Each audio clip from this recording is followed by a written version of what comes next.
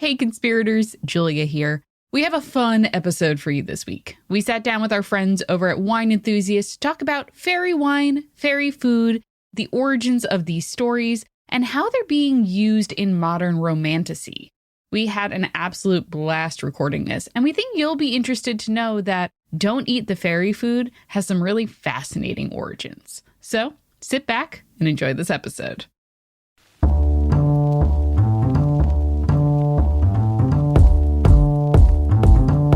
Hello, and welcome to the Wine Enthusiast Podcast, your serving of drinks, culture, and the people who drive it.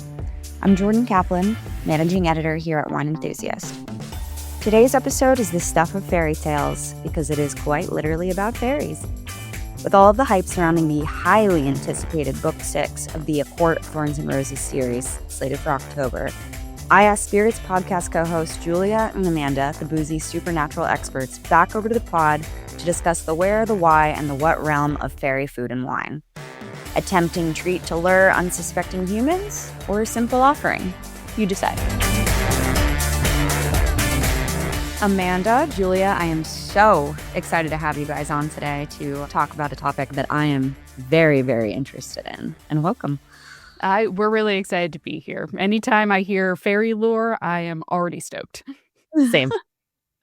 And incidentally, we're recording this on May 1st, which is a huge day in fairy lore. So happy summer solstice, Beltane, whatever you guys might want to call it today. So this is a great frame background for our conversation. Very exciting. Happy International Labor Day. Happy workers' rights. It's a beautiful day to be talking about wine and food and how we enjoy it together. Mm-hmm. Yeah, let's get into that. So fairy wine and food is one of those things. It's like enchanting when you're reading about it, when it's depicted on screen, and it always looks like either the thing that you dream that you want to have at your dinner party or the thing that you would never touch with a 10-foot pole. But fairy lore in general, I think, has been so ingratiated into the modern zeitgeist, much to do with the Sarah J. Maas of it all. And as we all know, we're getting, I believe, 2 ACOTAR books at the end of the year, and one shortly thereafter. So no titles to those as of yet, but I know everybody in the fandom is really anticipating those releases. And some of her best plot mechanisms and her plot usage goes with fairy food and fairy wine. And I'm so interested in the origins of these things and these motifs and these myths. And as a certified fairy gal, since I could read, I can't wait to dive into it. So I'm interested from you guys, what are some of the origins of some of this like fae myth in total? Yeah, I think that's a great question. One of the things that you are going to see, a lot of fairy lore comes from oral tradition. So it's a little bit hard for us to sort of track down exactly where and when a lot of these stories come from. When we're talking about, especially in our sort of like ACOTAR modern usage of fairy food and fairy wine, one of the things that we see a lot as a trope is the don't eat the fae food, right? Mm-hmm. And so, like, if you have never heard of that before, if you're like, what are you even talking about? That is basically like a trope of when you are in another world, whether that is the fae realm, the spirit world, any like other dimension of any kind besides the mortal world. You should not eat or drink any food or drink while you're there because it will lead to something bad. Sometimes that means you are trapped there forever. Sometimes it means you've been put under the control of a person who fed you. Sometimes it means you get turned into another creature or another form. And sometimes it just like tastes bad, or it tastes so good that it ruins normal food for you forever. But there's always, it comes with this warning of don't eat the fae food. And under that is some of the kind of fear or warning that things can be a little bit too good, a little bit not as good as they seem. And one of the favorite parts for me about these fae myth is that you can't really trust your own senses. And so you might smell or see something delicious when actually it's rotten underneath, like Julia mentioned, something we see in Holly Black books, for example. Or maybe, as you mentioned, you lose inhibition and not just I had a couple glasses of wine and I feel more likely to dance to Shania Twain. twain than I otherwise would. But like, no, I'm going to dance all night until my feet are bloody. And the sort of idea that a glass of wine is not just a glass of wine, that a platter of fruit is not just a platter of fruit, is often one of our first introductions in fiction into the idea that things are not quite what they seem. Mhm. And I mean, keeping them in the world is almost the entire driver of the plot. I mean, in ACOTAR, I think the first book is set up. Farah is served that wine to like endure her prison sentence under the mountains. Sorry, spoiler alert for anyone who's not on the first book. You guys got to read the first book for listening to the Fairy podcast. And that is, the introduction to a major character that plays a huge role in the subsequent books. And that is his offering to her to dull her senses. Yes, and, like, the way that they use it as well there too is this idea of, as Amanda pointed out, like, the lowering of inhibitions to a almost supernatural state, and so being able to erase these terrible memories is somewhat of a blessing in the case of, Feyre, but in the case of the other mortals that are being manipulated or used by the fairy folk, it is a lot more malicious. And I don't know if I wanna jump to this right away, but the reason behind that in terms of the lore in general, and also the way that it is utilized by modern authors, is a really interesting twist on a traditional trope that we see in mythology and just, like, ancient religions as a whole, which is the idea of sacred hospitality. So I could talk a little bit more about that later if we want to. I can't wait to get into that. And so certainly Sarah J. Maas has popularized fairies in like the last, let's call it 10 years, but there's been fairy books and fairy stories for a long time that may not have been considered romantasy. But some of the other big authors, you mentioned Holly Black, she's one of my favorites. She depicts the fairies much more. It's hard to say that she's more true to actual fairy lore, because that seems silly to say because it's fairy myth and lore. But her fairies are much more on the grotesque and the so ugly they're beautiful. They're blue skin, green skin, and I think a lot of what she uses her fairy wine for is most of it. I guess in ACOTAR too is that malevolence, but I think she depicts it as this like sparkling green looking mixture that keeps you there trapped forever, whereas I see a lot of them portrayed as like meads or a summer wine or heavily spiced, and some of it is disgusting. So do you guys have any idea where we draw some of these depictions of these different types of drinks from? Yeah, so that's really interesting. We've had a lot of association of drinks and foods that are related to the gods that are not meant for mortals. So you get that as early as ambrosia from the ancient Greeks, which is like a sometimes food, sometimes drink, depends on which poet is talking about it. That is what supposedly gave the gods their longevity or immortality, and it was typically served at these heavenly feasts that were hosted by the gods on Mount Olympus. It was actually said to have been named after the nymph that nursed Dionysus in his infancy. And if you want to hear more about Dionysus and sacred wine, you can listen to the other episode that we did with you guys. But it's a fascinating, like, that nymph was named Ambrosia, and then they named this sort of like mythical drink or food after her, which is kind of great. And it was also said that like it was so purifying that the goddess Hera, who is the goddess of marriage and the wife of Zeus, who is the king of the gods, she would use it to cleanse the defilement of her lovely flesh. So essentially she would bathe in it and it would turn her back into a virgin. Interesting. The only thing I know about Hera is that she's incredibly jealous, so I thought it was Yes. leading to that, but I had never heard that part of it before. Yeah, well, I mean, she's incredibly jealous because her husband is going about and doing a lot of things that would make any person jealous normally. We're Hera stands on the podcast. We're like, understandable. We support women's rights and wrongs, and I think there is no such thing as wrong when Zeus is your husband. Yeah.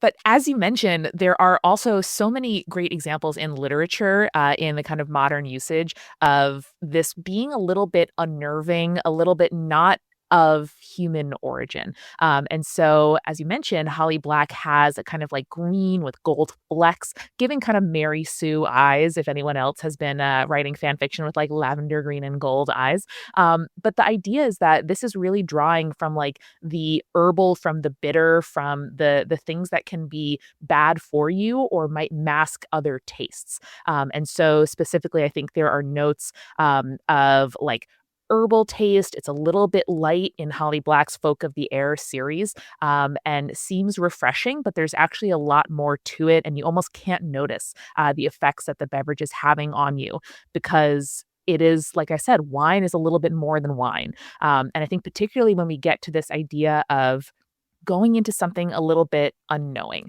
taking a sip without knowing what you're committing to, accepting someone's hospitality per Julia, or taking something that you know is not quite for you, will kind of give more consequences down the line. And I really love that in Holly Black's more kind of like dark or forbidden or like supernatural and sort of consequential magic, folks don't look like exactly what they are. And that applies to the food and drink as well. I also think that's really interesting too, Amanda, kind of tying that into this idea that a lot of these authors who are telling more modern versions of these fairy tales, for lack of a better phrase, they are sort of doing it medieval core, medieval adjacent, right? And so there is this like kind of true, kind of misinterpreted idea of like, oh, the peasants like what's the phrase online where it's like a Dorito would kill a medieval serf. Yes. It's kind of like that idea of like the food is so spiced. It is so out of the domain of what a typical person would eat, a mortal person of the mortal realm would eat, that it is so enticing in a way that is almost unfathomable to the main characters who are being introduced to this fairy food. Julia, you're so right. You're reminding me too of like fruit that smells so delicious it's a little bit rotten, right? That like Oh, looks yeah. beautiful and then you get up to it and there's like a whiff of something else underneath. It is like inhumanly complex and containing like sunshine and moonlight, all at once, like incredibly sweet, incredibly bitter, and more than mortal minds could possibly comprehend. Holly Black, I think, has the ever apple or the fairy fruit, right? Like that kind of falls into that category. Exactly. Mhm. And I think the wine and the effects it has on the actual fae folk is very minimal to almost none in a lot of depictions, but it's the humans that are completely consumed by it, but everyone is drinking it. I wonder if there is any sort of, usually it says there's almost no effect on the actual fae people. Mm-hmm. Or it would be the same effect as us drinking normal wine normally. You know what I mean? And I think that kind of does harken back to these like god-like substances that are meant solely for the gods. And if a human were to drink them or eat them, it usually does not end well for them. So I think that is fascinating. What a call to adventure, right? If we think about like Joseph Campbell's hero's journey, something we refer to very often over on Spirits, it is saying to somebody, I don't think you're ready for this. And the protagonist gets to say, yes, I am. And whether they correctly assess their, willingness to get into the adventure, to take a sip of the beverage, to like take the shot they probably shouldn't take, but they're feeling it in the night and they do it anyway. It's a really wonderful kind of metaphor and maybe an aperitif for a bigger adventure of saying, well, these problems aren't mine. I wasn't made for this world. I wasn't made for this journey. But you know what? I'm going to opt into it anyway. Which, I mean, sounds not unlike the choice to have that last vodka soda at the end of the night, Yeah. For me, it's the espresso martini. If I'm considering an espresso martini, it's probably time to go home. No, you're about to get transported into another world. Mm-hmm. Yes. So we talked a little bit about the mythology, but a lot of these motifs seem to harken back to, Persephone and eating the fruit, and then even the forbidden fruit from the Bible, these things that are you ingest, and so they become part of you and you become part of the world, and then you're still trapped there. I know you guys wanted to talk about that sort of forbidden hospitality, and I think maybe this would be a great place to get into that, especially when you consider roots and stories like, and myths like Persephone and Dionysus and Hera. Yes. So let's talk about there's a couple of examples. I think this is really interesting because I think a lot of the fairy lore around not eating food comes from that like sort of pre-existing mythology. So the fairy I can get into more of like where our fairy lore specifically comes from, where it like explicitly says, "Hey, don't eat that fairy food." It's much later than you probably would think. However, a lot of those stories probably come from pre-existing mythologies that predate there. And what's interesting too is there are a lot of stories that kind of come from across the world that deal with this. If you eat food not of your realm, there are consequences to that. So famously, the Persephone and Hades story. Persephone is the Greek goddess of flowers and spring. She is kidnapped from the surface world by the god of the dead, Hades. And then, when this is discovered, the king of the gods, Zeus, demands that Hades return Persephone back to her mother, who is the earth goddess Demeter. Now, Hades has already married Persephone by the time they figured out what has happened, and so as part of that marriage ceremony, or knowing that she is about to leave, has her eat several pomegranate seeds while in the underworld, which as a result, because she ate that food of the underworld, she is obligated to return to the underworld for either half the year or 3 months, kind of depending on which story you're reading and the amount of seeds that she ate. And so this is a story that sort of explains for the ancient Greeks why the seasons happen, but it does set this precedent of not eating food from the underworld. There's also like several other stories in Greek mythology that feature like don't eat this food or something bad is going to happen to you. For example, in the Odyssey, which shout out, we have that Odyssey movie coming out next year. Odysseus and his men land on an island that is occupied by this sorceress Circe, who offers them up a feast to Odysseus and his crew. Odysseus is the only one who does not eat the food, spurning Circe's hospitality, but the rest who do eat the food are turned into pigs. Better to be impolite and alive than full and a literal pig. So that is like a really interesting aspect of that. That's falling into that sacred hospitality, which I'll talk a little bit more about. But it's like very, very interesting that you're like, how do I find a polite way to tell my host, hey, I can't eat your food because I think you're going to turn me into a pig? Which is interesting when you remember Odysseus is a king, and poison testers, the poisoning of kings is rife through the Odyssey, not to mention just history, that a gift is not always a gift, and it might have a dagger hidden inside of it. Exactly. I was just considering, I did not remember that part of the Odyssey because it's been a little bit since I've read it and or watched any of it. But I'm like, is Spirited Away a telling of the Odyssey? That's exactly what happens to her parents. Yes.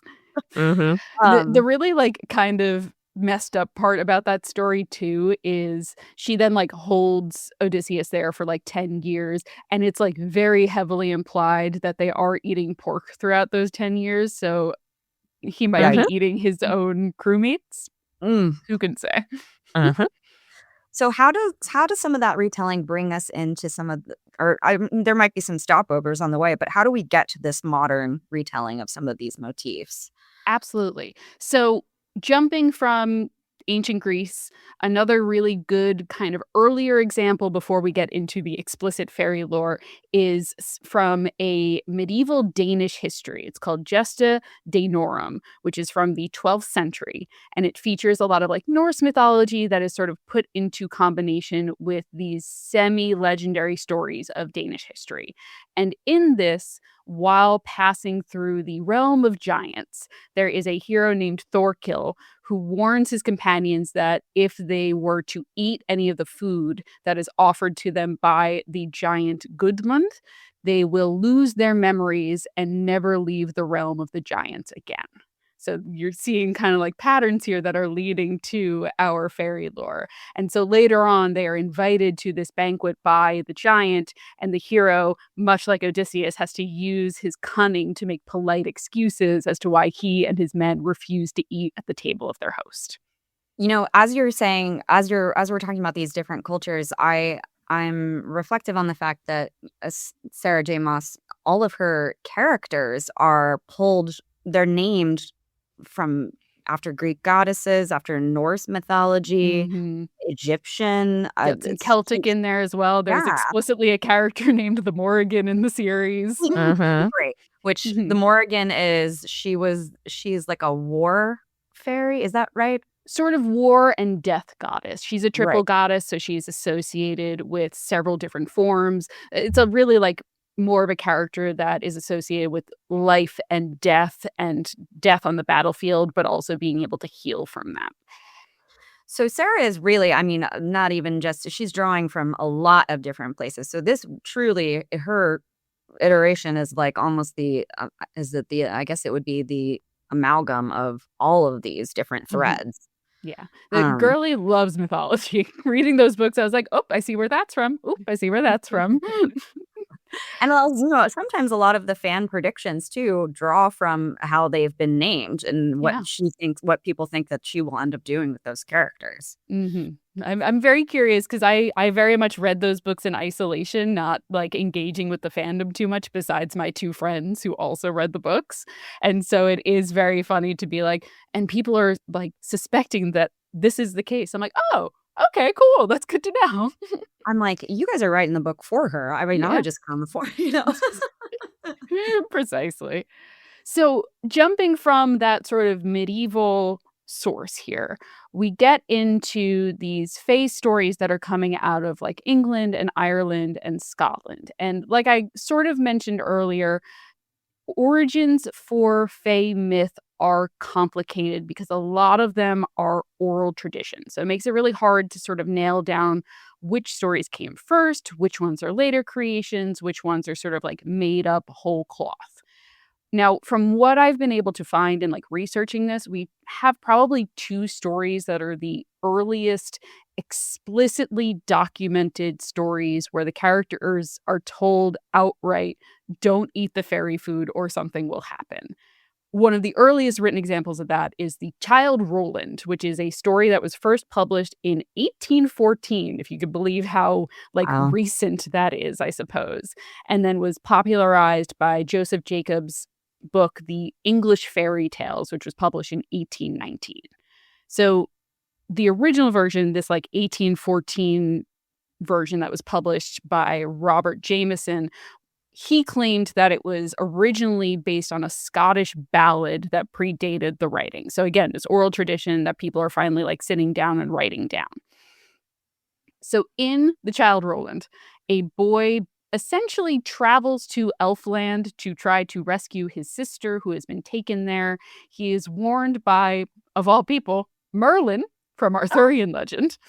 Merlin gets his way into so many things. I Yes, know. You'd he never really think does. you'd see Merlin in so many places. Yeah, you wouldn't guess, and yet here he is. So he is warned by Merlin to, quote, chop off the head of anyone in Elfland who speaks to him until he sees his sister, and that he must not eat or drink anything while in the realm. Our protagonist forgets all of that, is offered classically, we're forgetting the warnings that are given to us by people. So he is offered food from his sister who is in Elfland, who is herself sort of enchanted or possessed, but then remembers the advice from Merlin at the very last minute and therefore is not enchanted by the food. And so the explicit warning that Merlin gives him in the Child Roland text is, quote, and what you've not to do is this, colon, bite no bite and drink no drink. Sorry, bite no bite and drink no drop, however hungry or thirsty you be.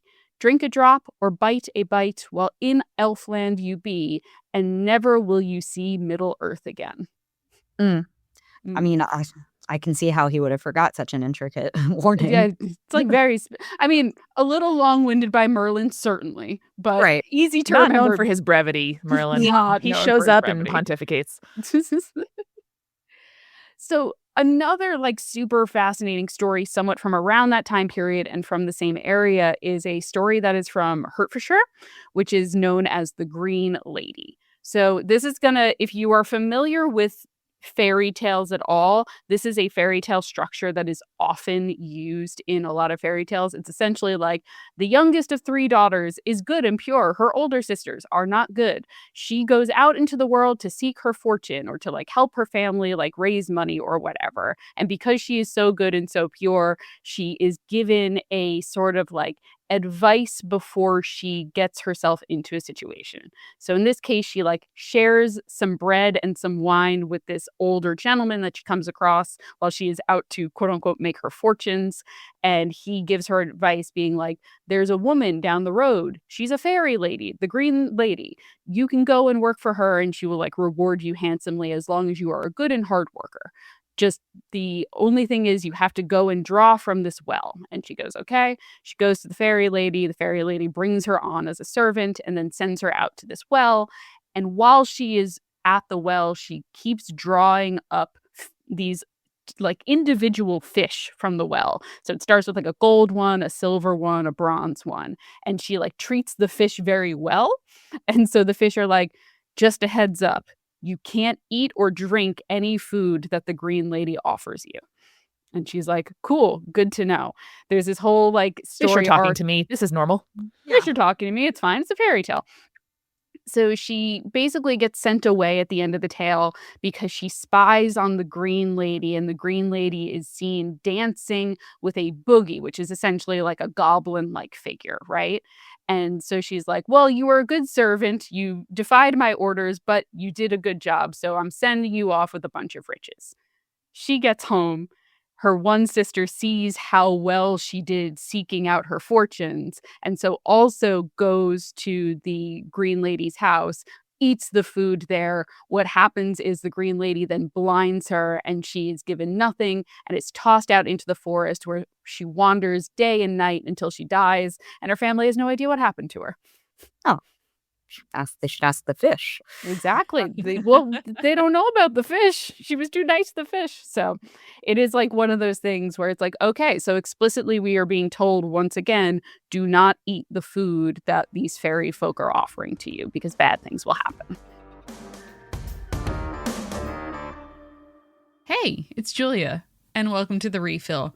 We're going to start by thanking our newest patrons, Maya, Annabelle, and Reese. You joined the ranks of our supporting producer level patrons like Alicia, Hannah, Scott, Anne, Matthew, Lily, and Will, and of course our legend level patrons, Captain Jonathan Malachi Cosmos, Audra, Sarah, Beam Me Up Scotty, Morgan, Rico Like, Chibi Yokai, and Smolov. And hey, you too can join our Patreon by going to patreon.com/spiritspodcast. where you can get ad-free episodes, bonus Urban Legends episodes, recipe cards for every single episode, and so much more. And hey, you can take advantage of our 7-day free trial as well. So head over to patreon.com/spiritspodcast. I'd also like to tell you about another podcast here at Multitude, and that is American Medieval. American Medieval is a podcast all about the Middle Ages, but with an American twist.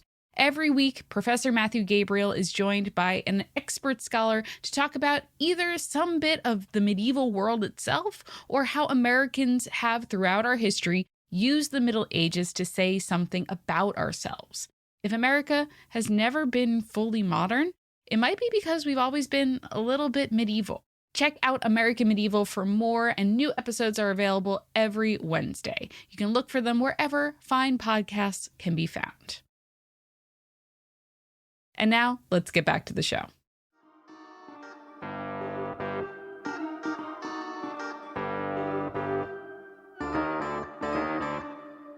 Amanda, I'm curious, we've just heard a lot of good examples. What are some of the like literary mechanisms and like plot devices are being used in a lot of these? I mean, obviously, I think we're all getting the message that you should not eat anything that anyone gives you. But what kind of plot device are we sort of seeing in a lot of these different stories?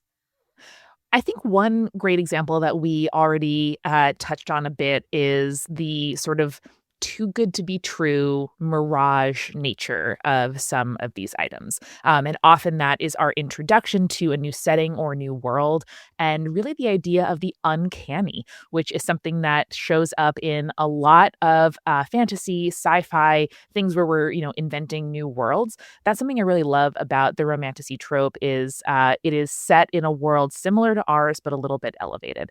And so we will often see this as the sort of first sign for protagonists that something is not quite right.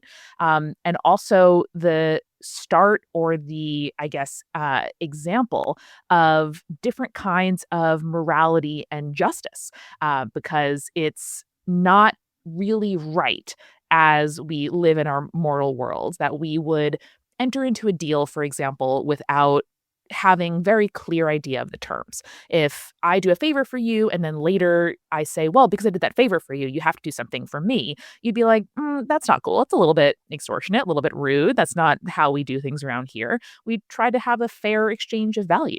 But in the fairy world, whether it's because you are a mortal entering a space where no one's explained the rules to you, or if more commonly, the fair folk and the fae are cunning, are wily, are trying to get something over on you, or tricksters, you are kind of failing a test by not assuming a underhanded motive to the people that show you hospitality and kindness on their faces. And to Julia, I didn't actually run this by you, but I did a little bit of reading this morning, as you do, about the biography of W.B. Yeats. So just after the fairy stories that you're talking about published in England, this son of English colonists who grew up rich and Protestant in Ireland, W.B. Yeats, made friends with a landholder of the landed Irish gentry named Lady Augusta Gregory. And the two of them, especially as Yeats got a little bit later in life, a little bit odd, a little bit thinking about death and how he might be able to beat it, talking and thinking a lot about fae and the fairies that, quote, the Irish peasantry liked to talk about so much. And so Yeats and Lady Gregory wrote a book that they claimed were like transcribed versions of oral fairy tales that they heard among the Irish peasants. Again, they were English Protestants living in Ireland. So how true these sort of, Irish tales were, I'm not quite sure.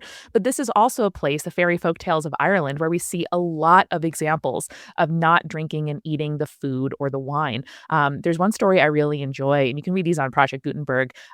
It's very exciting that a man, kind of like a bumbling Irish peasant, like walks into his house and he sees a dinner laid on his table. It says, quote, "There's no tablecloth to be sure, but what the matter? It was not always Jack had one at home." And so it's a beautiful home, quote, "the choicest of fish, turbots, sturgeons, soles, lobsters," right? We're getting like insane food going on. And quote, "plenty of the best of foreign spirits. The wines," the old fellow said, "were almost too cold for his stomach." And cold, of course, being something that we don't get very often in the summer in Ireland in the 1800s.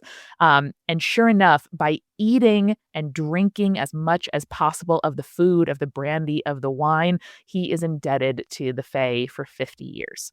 And so this is just one of many examples of the food being too much, the wine being too seductive, and promises being underneath what you think is just an offer of hospitality.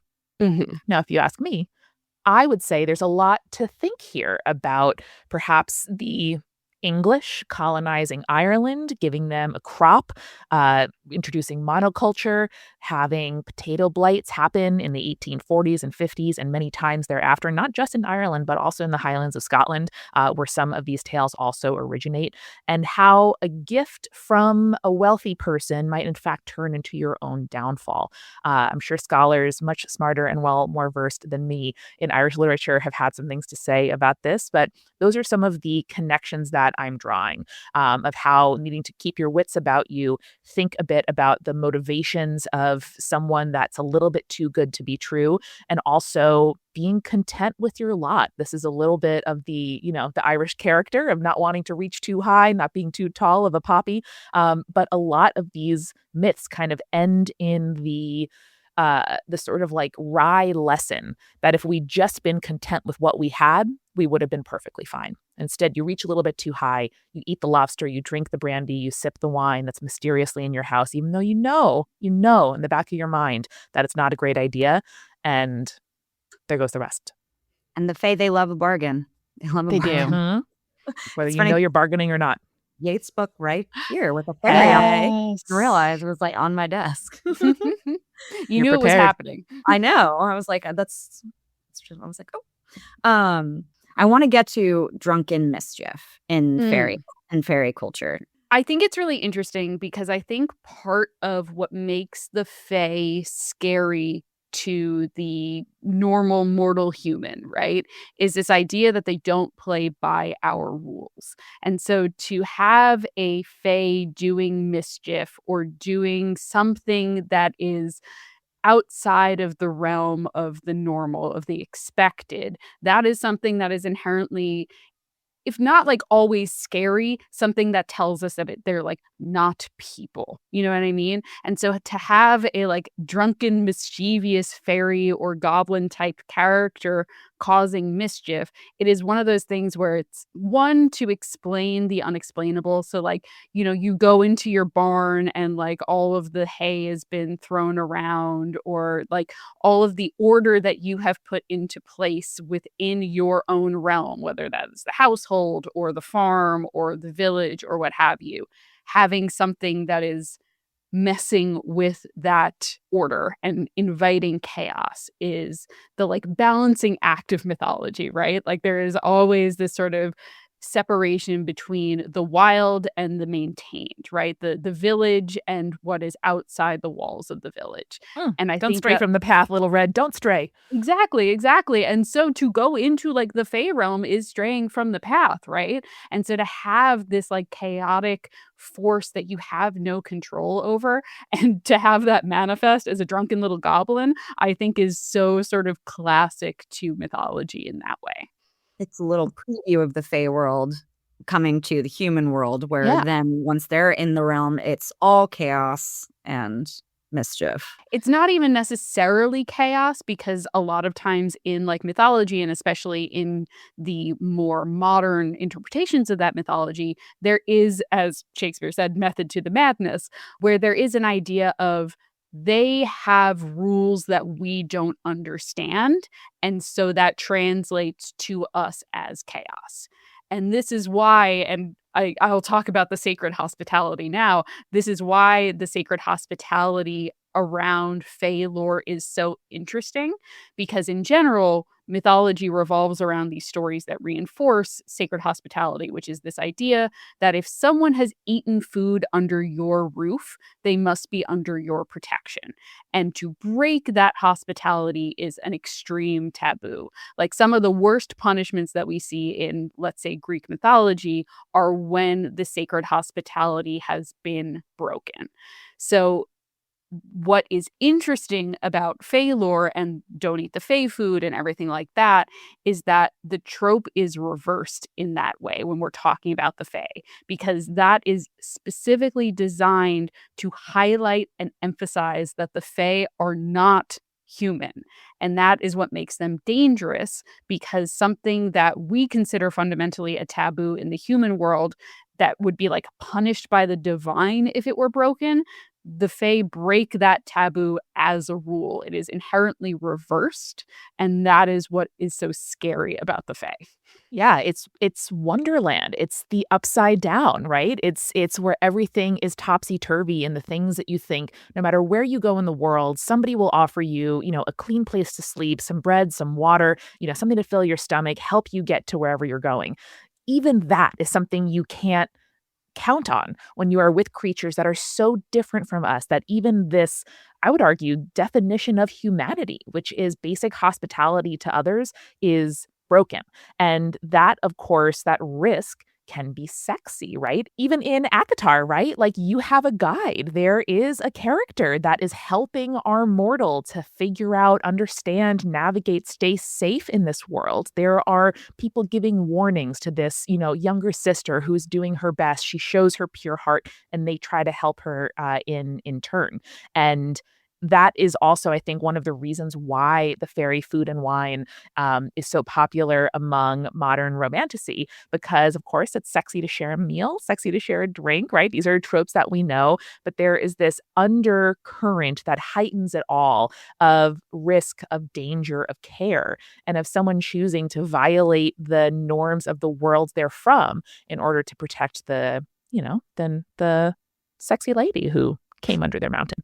And it's funny. I was just thinking of another part during ACOTAR between the Fae food and those hospitality rules are restored. I think a major part of the Fae lore in ACOTAR is they have what's called the mating bond. Yes, they which is do. your true destined love. And to accept the mating bond, you make a meal for your mate. You So do indeed. yeah, so between Fae, hospitable, outsiders, inhospitable. Yes. And like that is something that they really drive home specifically in the first book. That is like the Fae are predatory towards mortals. And like to run into a Fae is established like in at least the first half of that book as a death sentence, right? You run into a Fae, you are going to be dead, or at the very least, they are going to play with you until you die. You know what I mean? And so that is a very like they're separating the rules here are for the Fae and Fae alone. And when a human tries to interact with those Fae rules or those Fae laws, that is when things go really, really bad. Yeah, and like Julia said, that is the point of mythology and folklore. It's to teach us how to be human, to teach us how to act in society, to help us draw those boundaries between desire, fantasy, impulse, urge, and what we all need to do to live together in a sort of acceptable way. One of my favorite figures from Irish mythology is actually a cousin to the leprechaun. It's called the Clurachaun, which I was is hoping you would talk about this. specifically a leprechaun style little guy, 6 inches high, looks like a little gnome, who lives in the bottom of breweries and distilleries. And this is a great example too of like, okay, a little bit of drink is okay. It's part of the Irish character. What are you going to do? But excess is excessive. That's too much. That's not what we're going to do. And so as in many examples of folklore, the Clurachaun sort of exemplifies human tradition and habit gone a little bit too far. And so he's the example. He's the one you can point to say, that's actually a little bit too much. When you like your drink too much, when you like excess too much. I love that he like wears silver buckled shoes. He wears blue stockings. Okay. Blue is very expensive fabric in Ireland Indigo. in the 1700s. Yeah. He likes finer things too much. And of course, he likes to drink too much. And so for the Clurachaun specifically, if you have, as in many Fae lore, a modest and measured relationship with him, he'll prevent your wine and beer from spilling. He'll make sure that thieves don't come and steal your wares. He'll keep the cellar really nice. He'll make sure it's clean and orderly, and also give you some warning if there is like a danger coming toward your household. But if you break that symbiosis, if you make bad drinks, if you disrespect him, if you disturb him, or if he just turns malicious, then there could be things being broken, animals being frightened, attacking people that offend him, and almost worst of all, spoiling your wine. I do think it's really interesting. There is a certain like line in which there are fairy creatures that are cool associating with humans. Like we talk a lot about that with like house brownies or house spirits that are like these spirits that almost have a symbiotic relationship with humans in mythology. And We then live we in a have society, Julia. exactly. You I get your wanted beer, to say that you get your earlier. milk. But like this idea of like, yes, okay, so like I'll do these things and you'll help me out in this way. But the minute that relationship is soiled or the minute that the rules are broken, that's when the chaos breaks loose, right? And then there is this like interpretation of the high fae, right? This idea of like the fairies that are just so out of the realm of like what humanity is, even though they often resemble humanity in some way. And that's where like the confusion arises, especially in the modern romantasy tropes. I was thinking, a lot of these, even in, spirit depiction, we have, absinthe and the green fairy, and that is Mm. bargain that you go into with that green fairy during the consumption of absinthe. It should only be this many, or, bad things will happen. You'll start to hallucinate. And I'm starting to think just like different ways that shows up in drink culture. Mm, for sure.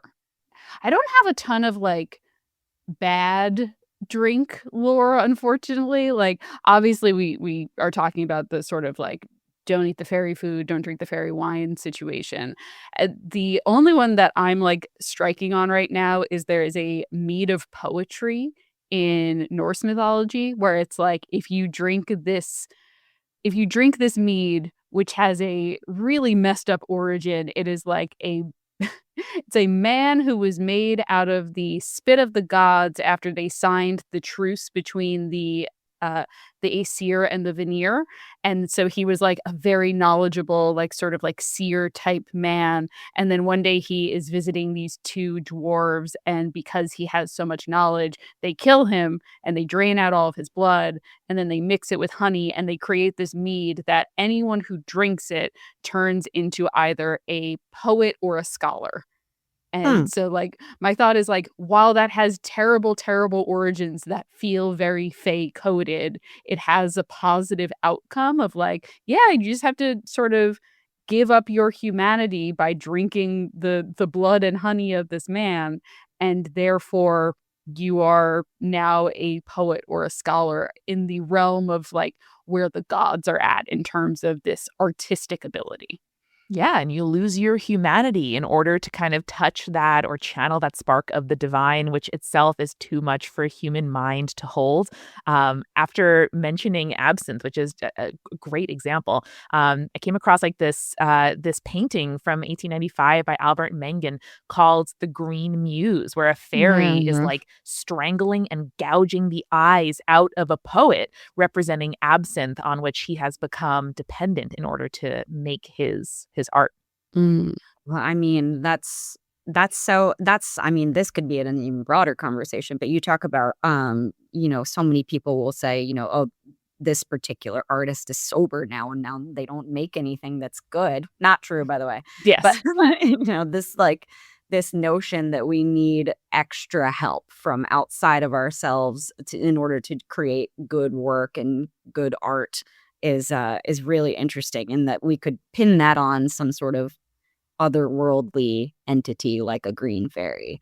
Mhm. Yeah, I think it's a really misguided but very understandable human urge for perfection, where I think the point of like the fairy food that looks beautiful but is rotten underneath, or the beverage that is so delicious and tastes of sunshine and moonlight and everything else under the sun, but ultimately harms you, is that there is no such thing. And humanity, society, life, all of it requires the bad with the good. It can't be fairy wine for every meal and the ever apple for every dinner.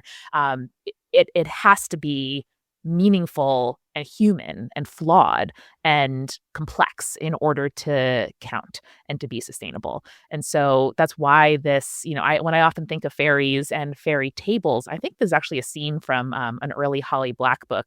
I was the perfect age, by the way, to consume her literature as I was a teen. It was very impactful. But just this idea of like walking into a forest, and by moonlight there is like a incredible glow, a party, a banquet, a table.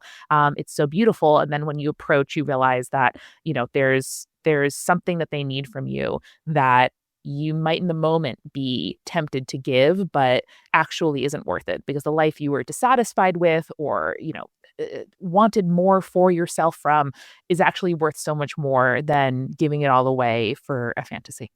Mm. Interesting. Or a quick fix to their life. Yeah. Unearned fix, I guess. Which there would be consequences from. Okay. So I want to get into just a little fun exercise with you two, since you guys are probably the perfect people to ask. I think we can all give our answer here. But you're a fae in the fae world. What food or drink, based on you, does someone consume to stay in your world? Oh, Oof. That's a tough one. You know what's wild? And this is going to sound crazy, but you got to stay with me here. Bean dishes. I think like a well-cooked bean dish is like phenomenal and out of this world and usually seen as like a very humble food. But like imagine like the perfect cassoulet or like a perfect kind of like creamy bean like dip or like sauce or something like that. I'm like super into that. I really think that would be absolutely delicious. Julia, What? that is the most peasant core stregonona stuff you have ever said, and I am into it. Honestly, that felt so mythologic just then. Thank Like you. that's a beautiful answer. I'm like, Yeah. yeah, of course. Okay, let me go totally different. Mine is gonna be like a light, buttery crostini with some mascarpone cheese, Sure. some like brandy poached pears, maybe a couple of like pomegranate seeds on top, maybe a little bit of basil or mint, some fresh herb. And I'm picturing this being like in the dead of winter, and yet we have like delicious summer peaches and fresh cheese and delicious herbs. Buttery cracker. You can just eat it forever. Okay, I Oh, will say, Amanda reminded me, I was a cheesemonger for 10 years. The perfect cheese board is actually the correct answer for me. I think a cheese board the size of a table Yeah. is pretty much what it's going to be. Yeah, like if you've ever seen how beautiful they set the food on the TV show Hannibal, like that, Yes. but it's just all cheese instead of like human flesh. You know what the prosciutto is, Julia. Don't worry Yeah, about it. and that's maybe one of the most irresistible things to humans currently is the perfect cheese board. So Oh, I yeah, mean, it how better to is. capture them? And you guys just gave such beautiful answers, and my answer is so outside of that. But I think I can personally never resist the siren call of a Nerds gummy cluster. So, Oh, yes. so mine is definitely a Nerds gummy cluster. You're in the in-between world, and it's actually an airport. And yeah, I and think to elevate it a little, I think your land is just like the first room that they go into in Willy Wonka and the Chocolate Factory. Yes. You're waking up the palate with all of that amazing citric acid. colorful, sort of tastes like poison. You get, Yeah. oh, it's Yeah. bad for you. Unusual colors. I'm into it. Okay, last one. You're throwing a fairy party for your friends to celebrate May Day or Beltane.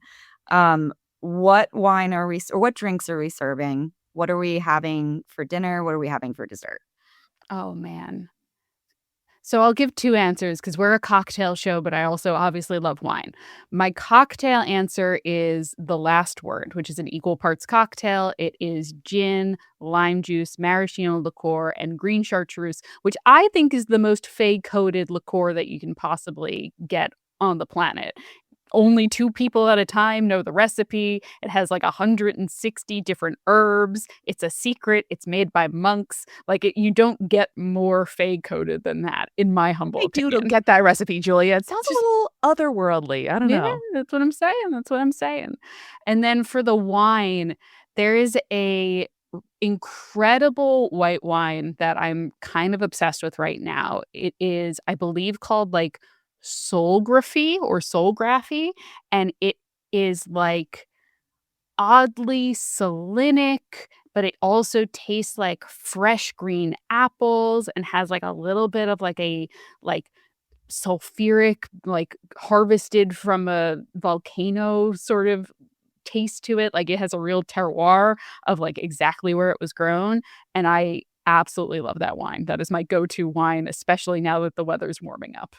Julia, how did you not mention that the maker is called Sons of Wine? Oh, because I totally forgot that.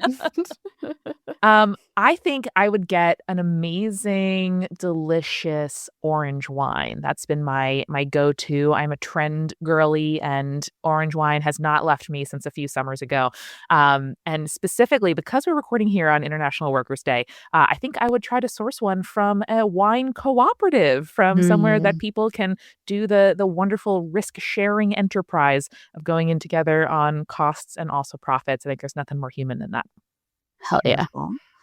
I think I would go with I can't stop thinking about this wine. I tried it a couple of months ago. It's an Austrian sect, which is the Austrian and German equivalent to their sparkling wine, if you will. Mhm. And this particular one was made with Gruner Veltliner, which to me was so interesting. And it tasted almost citrusy, a lot of green apples. So something more akin to like a sparkling Sauvignon Blanc. And it was Ooh. just the strangest but best thing I've had in a long time. And I can't stop thinking about it. And I feel like that is very a Fae feeling. That's how I felt the first time I had Lambrusco, where I was like, it's sparkling and also red? How is that possible? A little sweet. It's so good. Yeah. That's how I felt when we did a live show in Chicago and someone served Malort to me on the stage. And I said, First. we're doing this. And it felt like I fell down a rabbit hole. That's from a nefarious fairy for sure. Malort. For sure. Trickster energy. That's why they only serve it in little 2-ounce glasses. You can't take more than that. Okay, what are we having for dinner? Okay. I think you have to do a sort of like wine braised meat of some kind, right? Ooh, and let's I think go. it's more mysterious if you don't know what the meat is. Julia said, I'm bringing Hannibal into Okay. this. No, I am so sorry because like talking about this, I realized that the book that I'm currently reading, which is called The Starving Saints by, let me look that up real quick. The Starving Saints by Caitlin Starling is so coded to this conversation that we're having right now. And obviously, I'm going to say a little bit darker than ACOTAR is. But if you kind of like the darkness that happens in ACOTAR at times, a very interesting novel. I'll take that recommendation. I kind of like the magic trick where a vegetable tastes like a steak.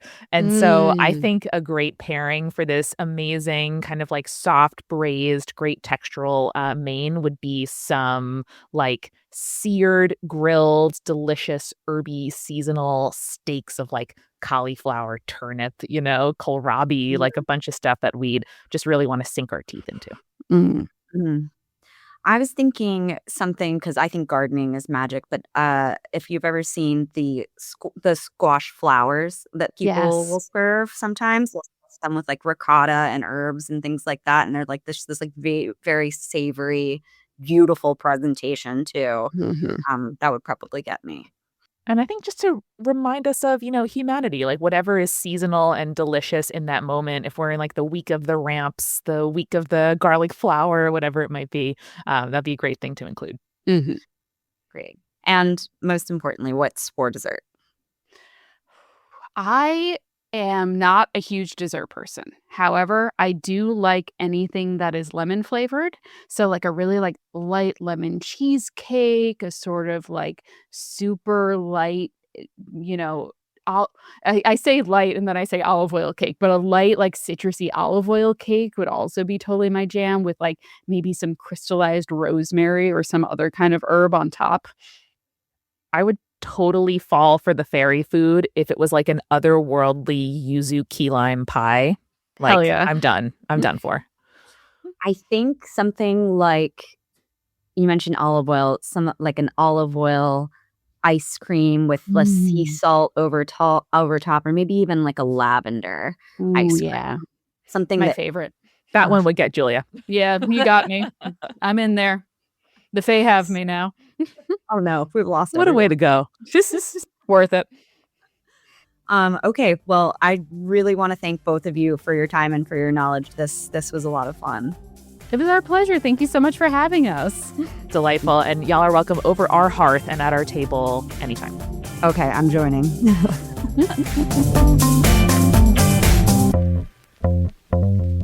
I want to thank Amanda and Julia for their time and magical answers. You can catch new episodes of the Spirits Podcast every Wednesday to listen and learn about all things spooky and supernatural. You can email us your comments and questions at podcast@wineenthusiast.com.